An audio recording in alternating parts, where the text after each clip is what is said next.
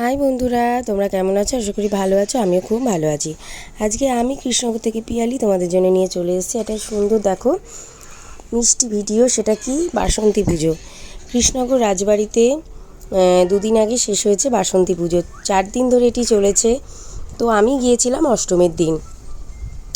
তো তারই একটা ভিডিও, ছোট্ট ভিডিও তোমাদের জন্য শেয়ার করেছি। বন্ধুরা দেখো, রাজবাড়ির পুজোর দালান তোমাদের ঘুরিয়ে দেখাচ্ছি। ঝাড়বাতি দিয়ে সাজানো হয়েছে, আর কি সুন্দর কারুকার্য খচিত এখনও রয়ে গেছে সেই অক্ষতভাবে সেই রাজার পুজোর দালানগুলি।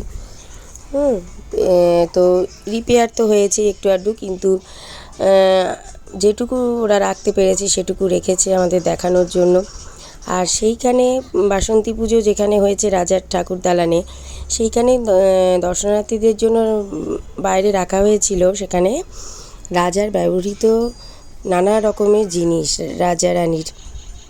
এই দেখো, শোকেসের মধ্যে একটা সরস্বতী রাখা আছে। আর রাজার ঘড়ি থেকে শুরু করে রাজার নানা রকমের আলমারিতে সাজানো শোপিস, তারপরে রাজার জুতো, চিরুনি, হ্যাঁ, তারপরে রাজা কোথায় বসে গল্পগুজব করতেন বা রেস্ট নিতেন। রাজার ঘরে যে দোলনাটা ছিল সেই দোলনাটা ওখানে রাখা আছে। তো যাই হোক, আমি আর আমার ছেলে সেটাতে চড়েছিলাম। আর রাজার অন্দরমহলে যা যা জিনিস ওরা এখন দর্শনীয়ভাবে রেখেছে সেইগুলোই আমরা দেখতে পেলাম। অন্দরমহলের জিনিস যেটুকু সম্ভব হয়েছে তোমাদের দেখানোর চেষ্টা করেছি। তোমরা ভিডিওটা স্কিপ না করে প্লিজ দেখতে থেকো, পুরোটাই দেখো আর কি। এইটুকুই তোমাদের কাছে আশা রাখি। আর ভালো লাগলে লাইক করো, কমেন্ট করো, আর অবশ্যই শেয়ার করে দিও এই জিনিসটা, মানে আমার ভিডিওটা, কারণ অন্যরা যাতে একটু এই ভিডিওটা দেখতে পারে। কৃষ্ণনগরের একটা দর্শনীয় জিনিস, তাহলে বহু মানুষের চোখে পড়বে, যারা এখনও এসে এগুলো দেখতে পারেননি বা দেখার সুযোগ হয়নি। তো আশা করব তোমরা একটু প্লিজ শেয়ার করে দেবে আমার এই ভিডিওতে আমি যথাসম্ভব চেষ্টা করেছি তোমাদের দেখানোর। তো যাই হোক, কতটা দেখতে পাচ্ছ আমি বুঝতে পারছি না। তো তোমরা দেখতে থেকো আমার ভিডিওটা। আর একটা ছোট্ট করে তোমাদের ইনফরমেশান এই সাথে দিয়ে রাখি।